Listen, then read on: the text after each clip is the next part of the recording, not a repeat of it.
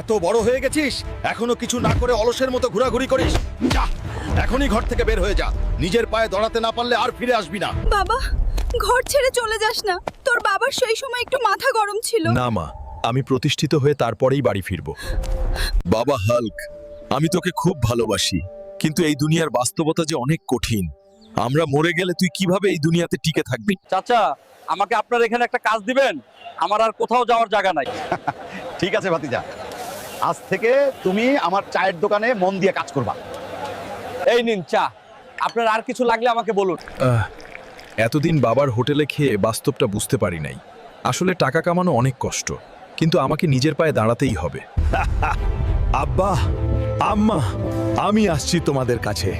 তোমাদের ছেলে আজকে অনেক বড় লোক। বাবা, মা, দেখো, আজ তোমার ছেলে অনেক গাড়ি বাড়ির মালিক, আর তোমাদের জন্য কিন্তু একটা সুন্দরী বৌমাও